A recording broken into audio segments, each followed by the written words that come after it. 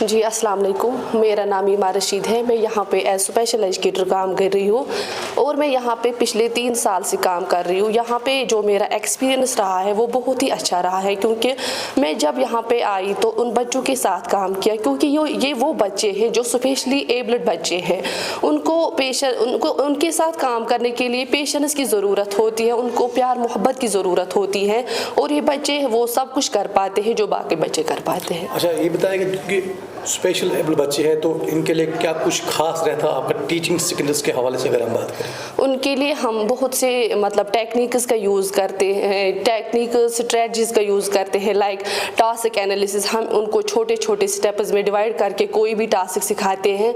वो अगर हम उनको ऐसे ही सिखाएंगे वैसे वो नहीं सीखेंगे, ऐसी टेक्निक्स का हमें यूज़ करना पड़ता है। जिस तरह मैं आपसे जानना चाहूँ, जिस तरह इम्पैक्ट रहता है टीचर का स्टूडेंट पे रहता है इम्पैक्ट, और स्टूडेंट का टीचर पे इम्पैक्ट रहता है, क्योंकि डिफरेंटली एबल्ड कम्युनिटी है, तो क्या कुछ खास रहा इनको देख के, इनको पढ़ा के आपकी ज़िंदगी में क्या इम्पैक्ट पड़ा? मेरी ज़िंदगी में यही इम्पैक्ट पड़ा, मुझ में एक एम्पैथी आ गई। मैं अपने आप को उन बच्चों की जगह पे रख के खुद को फील करती हूँ कि अगर मेरे साथ ये चैलेंज होता तो मैं इस दुनिया में कैसे सर्वाइव करती। ये सब मेरे साथ मैं इम्पैक्ट रहा मुझ पे। My name is Zainab. I study in class 2nd. ये स्कूल अच्छा है, क्यूट है। अच्छा, बहुत क्यूट है। जो टीचर यहाँ पर है वो कैसे है, वो ठीक है आपके साथ? यस, अच्छा, अच्छे है। कितना प्यार मिल रहा है आपको यहाँ पे? बहुत। जब आप स्कूल के बाद घर जाती हो आप, तो मिस करती हो अपने टीचर्स को, अपने जो आपके जो कोलीग्स हैं जो आपके साथ पढ़ते हैं? यस, मिस कर रही हूँ। पढ़ाई किस तरह की यहाँ पर? अच्छी है। आपको मज़ा आता है दिन भर? खेल वगैरह आप खेलती हैं यहाँ पर, कुछ स्पोर्ट्स वगैरह? Yes sir. अच्छा है, आप लग रहा है कि आप खुश हो ना? Yes sir. मज़ा आता है पढ़ाने में? Yes sir. अच्छा आता है? Yes sir. चलो, शुक्रिया। मैं लगभग BSc फाइनल ईयर कंप्लीट कर चुका था, तो इसी में हमारे घर में एक थोड़ी बहुत परेशानी आ गई कि मेरे जो चाचा जान थे वो काफ़ी बीमार थे, और मैं उनके घर गया था, और जो मेरा भाई चचेरा भाई वहाँ पे था वो नेशनल कॉन्फ्रेंस के ब्लॉक प्रेसिडेंट थे, और उनको रात के वक्त कुछ लोग आर्म्स लेके किडनैप करने के लिए आ गए। तो उन्होंने वहाँ पे फायरिंग की, जिससे मेरी कमर में गोली लगी और मैं स्पाइनल कॉर्ड इंजरी में मुब्तला हुआ, और इसके साथ साथ मेरे कुछ वाइटल ऑर्गन्स भी टच हुए, जिनकी वजह से मुझे डॉक्टर ने कहा कि अभी आप नहीं चल पाओगे और आपको ज़िंदगी भर व्हीलचेयर पे रहना पड़ेगा। उसके बाद ये सिर्फ इतना ही नहीं था कि स्पाइनल कॉर्ड इंजरी हुई, बल्कि मुझे 1 साल अस्पतालों में रहना पड़ा, बहुत सारी सर्जरीज हुई, और उसके बाद इतना दर्द था कि मैं सह नहीं पाता था। मुझे यकीन नहीं था कि मैं ज़िंदगी में कभी और 10 साल या 5 साल क्या 5 महीने जीऊँगा, बल्कि डॉक्टर्स ने मेरी मदर को कहा था कि आप मान लीजिए कि 2-3 महीने इसका सर्वाइवल है और इसके बाद ये इस दुनिया में नहीं रहेगा। लेकिन उसके साथ साथ बहुत सारे ऐसे भी शख्सियत थे जिन्होंने मुझे काफ़ी हिम्मत दी, जिन्होंने मुझे काफ़ी सराहा और कहा कि आप जी सकते हो, लेकिन आपको थोड़ी हिम्मत की ज़रूरत है। तो 1 साल के इलाज के बाद मैं 2 साल अपने घर में बेड पे रहा और थोड़ी रिकवरी स्टार्ट हो गई, और कुछ 1-2 साल के बाद जब मैंने थोड़ी बहुत हिम्मत जुटाई तो उन दिनों मैं बेड पे रहने से मुझे बहुत सारे तकलीफ़ हुए। एक तो मैं वॉशरूम नहीं इस्तेमाल कर सकता था, दूसरा मेरी टांगों में इतने ज़्यादा ज़ख्म थे कि मैं बिल्कुल भी सोच नहीं पाता था कि मैं कहीं पे जा सकता हूँ।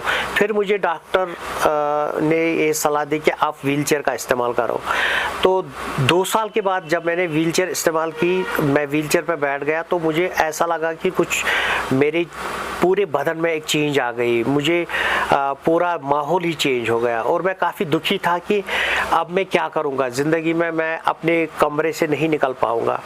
लेकिन कुछ अरसा बाद जब मुझे थोड़ा सा लगा कि डॉक्टर ने बताया कि कुछ आप टेबल वर्क करो, टेबल पे कुछ करो, तो मैंने थोड़ा लिखना स्टार्ट किया और मैंने अपने हालात के बारे में लिखना स्टार्ट किया। कभी कभी मैंने एडमिनिस्ट्रेशन को चिट्ठियाँ लिखनी स्टार्ट की क्योंकि मुझे अब रियलाइज़ हो चुका था कि डिसेबिलिटी क्या होती है, जिस्मानी माजूरियत में क्या क्या चैलेंजेस आते हैं, क्या क्या दुश्वारियाँ हैं। तो मैंने वो चीज़ें हाईलाइट करनी स्टार्ट की। इसी दौरान मुझे ख्याल आया कि मैं दिन में बैठा रहता हूँ, तो मैंने अपनी माँ के साथ बात की कि बच्चे, अगर हमारे मोहल्ले में कुछ ऐसे बच्चे होंगे जिनको मैं पढ़ा पाऊँ, तो मेरे पास एक ही हथियार था, वो था एजुकेशन। मैं बार बार सभी जिस्मानी तौर माजूर अफराद से भी यही कहता हूँ कि हम मजदूरी नहीं कर सकते हैं, क्योंकि जिस्मानी क़ुव्वत की जब कमी होती है तो इंसान या तो अपने कुछ स्किल को इस्तेमाल कर सकता है। हमें स्किलफुल होना चाहिए।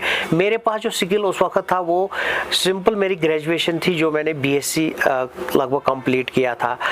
तो उसके बाद मैंने बच्चों को पढ़ाना स्टार्ट किया और एक वक्त ऐसा आया कि मेरे पास दिन में टाइम ही नहीं होता था। मैं फ्री ट्यूशन्स करता था बच्चों के साथ और उसके बाद मुझे ये रियलाइज़ हुआ कि अगर सभी बच्चे फ्री ट्यूशन पढ़ने आते हैं तो एक जिस्मानी तौर माजूर बच्चे क्यों नहीं आते, आखिर वो है कहाँ।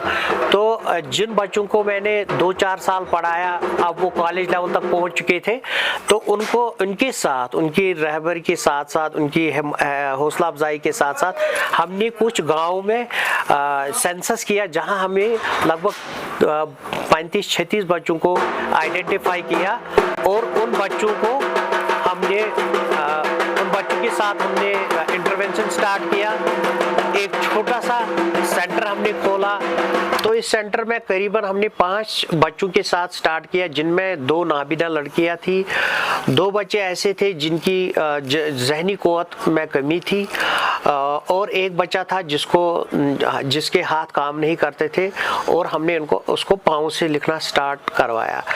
तो ये मिशन थोड़ा सा 1 साल चला और हमें इसके लिए बहुत स्ट्रगल करनी पड़ी, क्योंकि कहीं पे हमें कमरा नहीं मिल रहा था, रिसोर्सेज की कमी थी।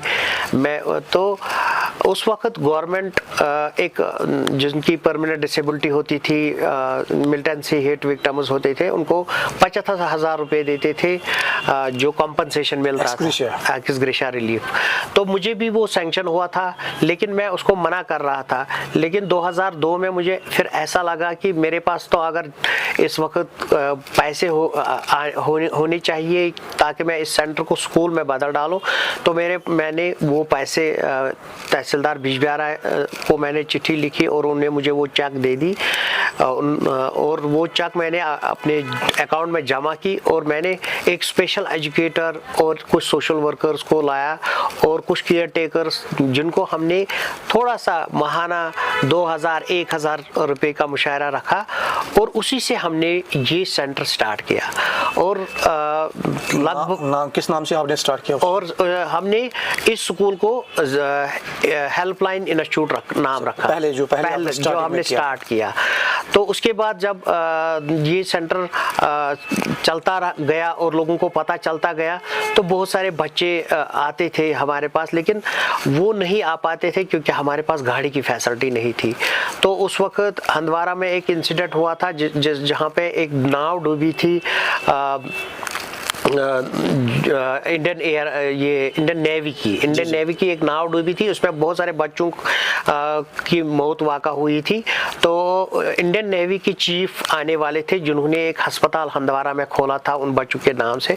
तो मैंने उसको एक चिट्ठी लिखी, सुरेश मेहता जी उस वक्त इंडियन नेवी के चीफ थे, कि हमारे पास एक छोटा सा स्कूल है और जहाँ में हम इन बच्चों को पढ़ाना चाहते हैं, लेकिन हमारे पास गाड़ी नहीं है और जिस्मानी तौर मासूर बच्चों को अगर गाड़ी नहीं होगी तो बड़ा मुश्किल होगा उनके लिए आना जाना।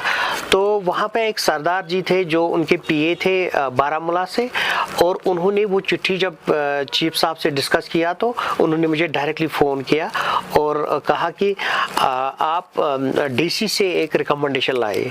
और यहाँ जयपाल सिंह डीसी थे और उन्होंने इमीडिएटली हमें एक रिकमेंडेशन दे दी। तहसीलदार साहब की वसादत से तहसीलदार निसार अहमद थे, जिन्होंने इमीडिएट हमारे ऑन स्पॉट वहाँ पे देखा, सेंटर में आके उन्होंने बच्चों के साथ बात की और हमें 7 जुलाई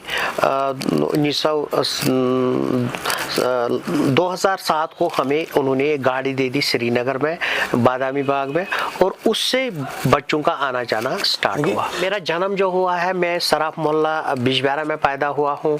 वहाँ पे हमारा पुश्तैनी जो मकान था उसी में मैंने जन्म लिया है। उसमें हमारी जॉइंट फैमिली थी, 2 अंकल, उन फैमिलीज़ और हम सभी रहते थे। और मेरा जो आस पड़ोस में जो बच्चे थे उनके साथ उठना बैठना बहुत अच्छा था। तो उन्हीं दिनों यहाँ पे एक स्कूल का बुनियाद डाली गई थी, जो कि इंग्लिश मीडियम पहला स्कूल, कैम्ब्रिज पब्लिक स्कूल। तो मुझे भी घर वालों ने वहाँ पे एडमिशन किया। मैं कैम्ब्रिज स्कूल में 1982 तक मैंने पढ़ा है और वहाँ मैंने 8th तक अपनी तालीम हासिल की। मुझे याद है कि जो हमारा बचपन था वो काफ़ी बहुत अच्छा था, रौनक भरा था। और जो हमारे उस्ताद होते थे, ज़्यादातर हमारे स्कूल में पंडित बरादरी के उस्ताद थे। वो हमें काफ़ी कोशिश करते थे कि मतलब हमें हिंदी, उर्दू, इंग्लिश, मैथमेटिक्स, हर किसी चीज़ में रिमेडियल क्लासिंग भी होती थी। और जो हमारा सराफ मोहल्ला था उसकी एक हिस्ट्री है कि वहाँ पे 50% हिंदू और 50% मुस्लिम आबादी थी। हमारे आपस में घरों में आना जाना होता था।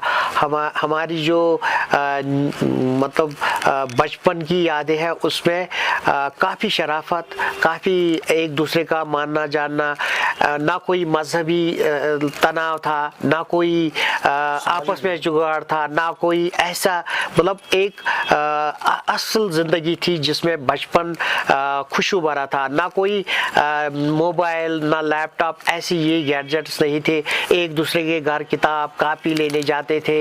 हर मतलब को एजुकेशन थी। हमारे जितने भी लड़कियां आपस में पढ़ते थे, आज भी उनके साथ हम जुड़े हुए हैं। हाल ही में हमने एक छोटा सा मिलन भी किया अपनी क्लास का, जिसमें हमारे पंडित बरादरी से बाहर से लड़के आए थे। उन्होंने अपनी मतलब बीवियां भी साथ लाई थी, हमारी कुछ बहनें थी, उन्होंने अपने खावन भी साथ लाए थे। और एक वो माहौल जो है अभी भी उसका मुझे याद है और उसका सही असर भी है। बेसिकली मुझे ये लग रहा है कि जब इंसान कोई अच्छा काम करता है दुनिया में तो उसकी अप्रिसिएशन ज़रूर मिलती है। लेकिन हर कोई काम जो हम करते हैं उसका एक गोल रहता है। 1 साल में या 2 साल में कोई गोल अचीव नहीं हो जाता है। जो सेंटर 4 बच्चों से स्टार्ट हुआ, आज वो 206 बच्चों के साथ इस वक्त चल रहा है, जहाँ पे जहनी माजूरत के बच्चे ज़्यादा है, जिनका डाउन सिंड्रोम, सेरेब्रल पाल्सी, मतलब जो इस वक्त परेशानियाँ ज़्यादा बच्चों में है वो डाउन सिंड्रोम और सेरेब्रल पाल्सी की ही है। और ज़्यादा डेफ एंड म्यूट जो कोत गोई और समाज से महरूम बच्चे हैं वो ज़्यादा है। जब मैंने इस मिशन को चलाया, ये मिशन मैंने सिर्फ इसलिए चलाया कि मैंने डिसेबिलिटी को पूरे तरीके से अपने पे प्रैक्टिकली देखा। उसका मुझे बहुत एहसास हुआ कि एक बच्चा क्या करता होगा जो माजूरियत में होगा, और फिर उसके साथ मतलब क्या चीज़ें ऐसी डिफ़िकल्टीज ज़्यादा आएंगी जिसकी वजह से उसकी डेवलपमेंट नहीं हो पाएगी। और मैंने एजुकेशन को ही पाया कि एजुकेशन ही बेस्ट टूल है जिससे हम एम्पावर कर सकते हैं एक इंसान को, और एजुकेशन को इस्तेमाल करके वो अपना भी रोज़गार कमा सकता है, दूसरों के लिए भी उनको रोज़गार कमाने के लायक बना सकता है।